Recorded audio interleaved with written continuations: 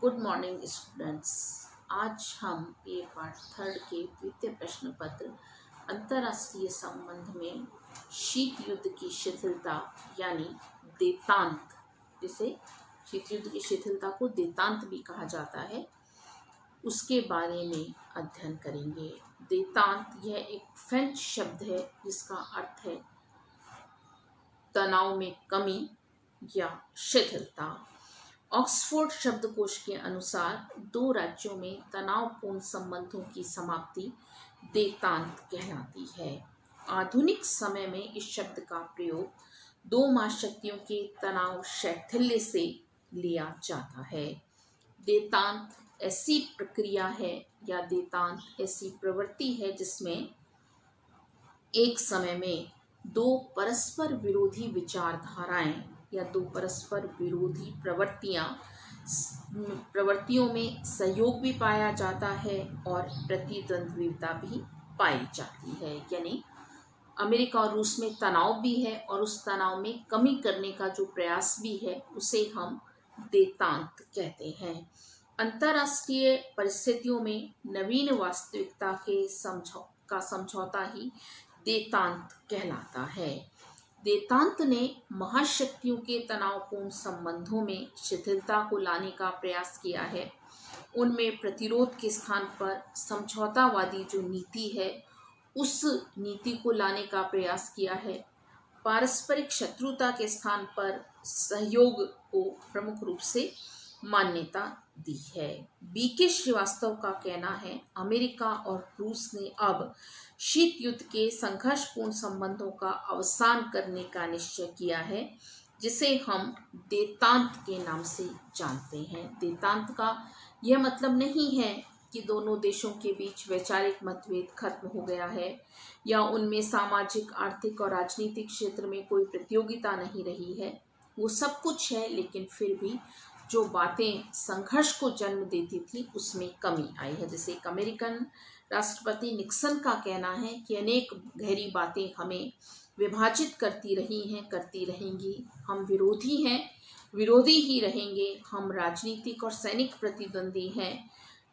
इनमें से किसी भी क्षेत्र में यदि एक ने विरोध किया तो दूसरा पक्ष उदासीन नहीं रह सकता। यानी हम विरोधी हैं, प्रतिद्वंदी हैं, ये सब कुछ हैं, हम विभाजित हैं, लेकिन विरोध के कारण जो तनाव था उसमें थोड़ी बहुत कमी आई है। शीत युद्ध की शिथिलता क्यों हुई या देतांत क्यों आया, इसके कुछ कारण हैं। पहला है परमाणुवीय बराबरी।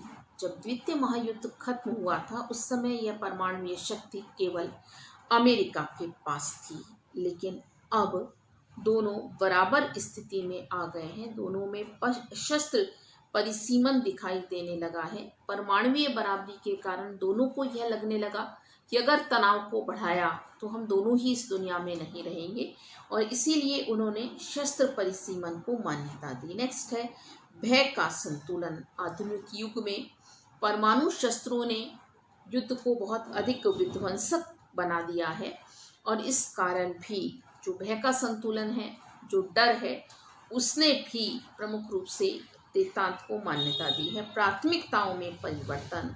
शीत युद्ध काल में महाशक्तियों ने सुरक्षा का भूत खड़ा किया था। रूसी भालुओं का खतरा बढ़ रहा है, डॉलर साम्राज्यवाद है, लेकिन दोनों ही यह मानने लगे हैं कि या दोनों की प्राथमिकताएं प्रमुख रूप से बदलने लगी हैं। दोनों ने शस्त्रों की शक्ति पर अधिक बल दिया था, अब वे खाद्यान्नों की आत्मनिर्भरता पर बल देने लगे हैं, और इससे भी जो प्राथमिकताएं बदली उनसे भी शीत युद्ध का जो तनाव है वह कम हुआ है। नेक्स्ट है पारस्परिक हित।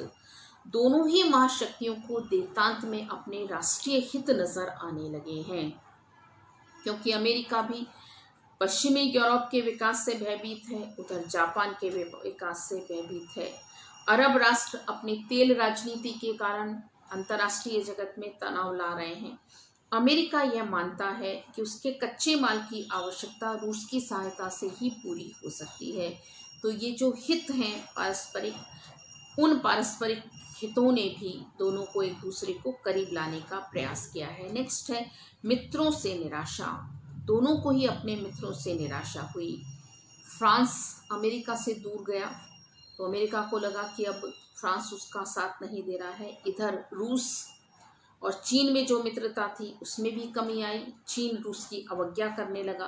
तो दोनों ही देशों को लगा कि उनके जब मित्र देश उनके साथ नहीं हैं तो ऐसी स्थिति में उन्हें कम से कम एक दूसरे के साथ तो रहना ही है।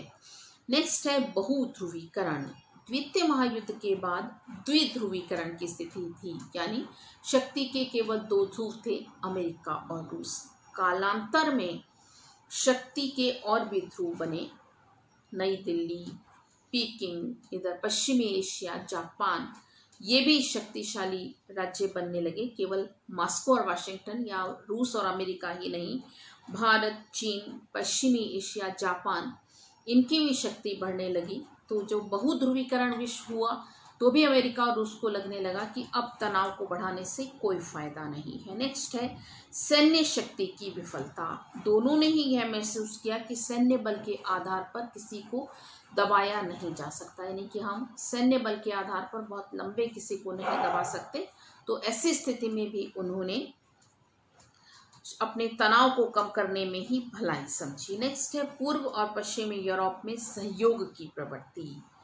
पूर्व और पश्चिमी, पूर्वी यूरोप द्वितीय महायुद्ध के बाद रूस के द्वारा साम्यवादी बना दिया गया था और पश्चिमी यूरोप पूंजीवाद को मानने वाला ही था और इन दोनों में तनाव की स्थिति थी।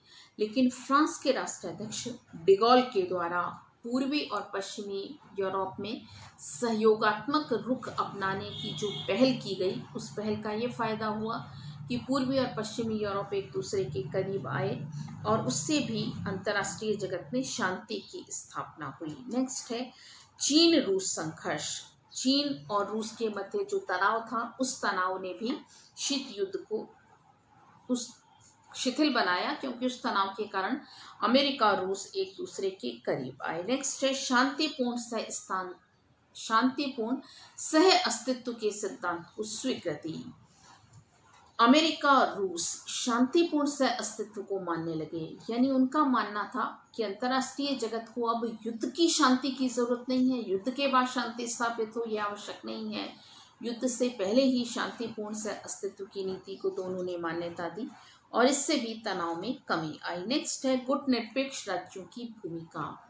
जो गुटनिरपेक्ष राज्य थे, दोनों ही राज्य शुरू में गुटनिरपेक्ष राज्यों को संदेह की दृष्टि से देखते थे, लेकिन जैसे जैसे गुटनिरपेक्ष राज्यों का कुनबा बढ़ने लगा, गुटनिरपेक्ष राज्यों की भूमिका सक्रिय बनी, तो अंतर्राष्ट्रीय जगत के दोनों महाशक्तियों में भी तनाव में कमी आई। तो इस तरह से ये कुछ ऐसे कारण थे जिससे कि हम मानते हैं कि देतांत का जन्म हुआ। नेक्स्ट है देतांत की उपलब्धियां।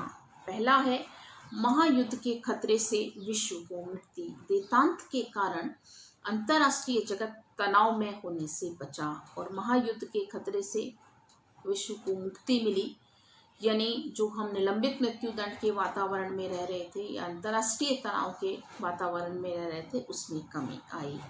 नेक्स्ट है शांतिपूर्ण सह अस्तित्व के सिद्धांत की स्वीकृति। अभी आपको बताया कि शांतिपूर्ण सह अस्तित्व का मतलब है युद्ध को टालना और इससे युद्धकालीन जो शत्रुता थी, वैमनस्य था, घृणा थी, वह समाप्त हो गई। जैसा खुर्शीव का मानना था, शांति और शांतिपूर्ण सह अस्तित्व एक जैसी चीजें नहीं हैं। शांतिपूर्ण सह अस्तित्व केवल युद्ध की अनुपस्थिति नहीं, यह दो पक्षों में युद्ध विराम नहीं, यह दो विरोधी सामाजिक व्यवस्थाओं का अस्तित्व है जो राज्यों में विवादों का निपटारा करने के लिए युद्ध के पारस्परिक त्याग पर आधारित है। नेक्स्ट है समायोजन की प्रवृत्ति। इससे महाशक्तियों में समायोजन की प्रवृत्ति दिखाई दी, यानी कि अब महाशक्तियां उलझना नहीं चाहती, अब महाशक्तियों में तनाव दिखाई नहीं देता है। सभ्य और शालीन व्यवहार। सभ्य और शालीन व्यवहार दोनों ही महाशक्तियों का था बना। इस देतांत के कारण शीत युद्ध में जो एक दूसरे पर वो आरोप प्रत्यारोप लगाती थी कि रूसी भालुओं का खतरा बढ़ रहा है या अमेरिका डॉलर साम्राज्यवादी है, जो एक दूसरे के विरुद्ध प्रचार किया जाता था, उसमें कमी आई। नेक्स्ट है परमाणु शस्त्रों पर नियंत्रण। दोनों ही महाशक्तियों के द्वारा परमाणु शस्त्रों पर भी नियंत्रण किया गया। नेक्स्ट है अनुचित हस्तक्षेप का अभाव। इसके कारण जो अनुचित हस्तक्षेप अमेरिका का भी था और रूस का भी था, उसमें भी कमी आई। यानी तीसरी दुनिया के राज्यों में जो बिना बात कभी अमेरिका हस्तक्षेप कर लेता था, कभी रूस, उसमें भी कमी आई। नेक्स्ट है अंतर्राष्ट्रीय सहयोग में वृद्धि। अंतर्राष्ट्रीय सहयोग भी बढ़ा। यूरोपीय राष्ट्र सरकारी और गैर सरकारी स्तर पर एक दूसरे को सहयोग देने लगे। नेक्स्ट है यूएनओ की कार्यवाही भी सहज। यूएनओ की कार्यवाही जो कि महाशक्तियों के कारण तनाव में बना दी गई थी, वो भी सहज बनी। कार्यवाही इसके कारण सहज हो गई है। यानी यूएनओ में जो हम अंतर्राष्ट्रीय तनाव देखते थे, बार बार वीटो का दुरुपयोग करना या अमेरिका हावी होने का प्रयास करता, कभी रूस हावी होने का प्रयास करता, उस कार्यवाही में थोड़ी सहजता आई है। नेक्स्ट है गुटनिरपेक्ष राष्ट्रों के लिए खुला क्षेत्र। अब गुटनिरपेक्ष राष्ट्रों को संदेह की दृष्टि से नहीं देखा जाता है। पहले स्टालिन का मानना था कि दुनिया में सिर्फ एक ही रंग है और वो है लाल रंग, यानी केवल साम्यवादी विचारधारा ही दुनिया में होनी चाहिए, कोई और विचारधारा नहीं। अमेरिका का मानना था कि केवल उसी की विचारधारा को दुनिया माने। तो इस तरह की स्थिति अब दिखाई नहीं देती है। स्टालिन मानते थे जो हमारे साथ नहीं वो हमारे विरुद्ध है। तो गुटनिरपेक्षता को कभी इन राज्यों ने सहायता नहीं दी, लेकिन अब गुटनिरपेक्ष राष्ट्रों के लिए खुला क्षेत्र दिखाई देने लगा है। अब इन्हें संदेह की दृष्टि से नहीं देखा जाता है। तो इस तरह से वेदांत ने अंतर्राष्ट्रीय राजनीति में शांति लाने का प्रयास किया है। धन्यवाद।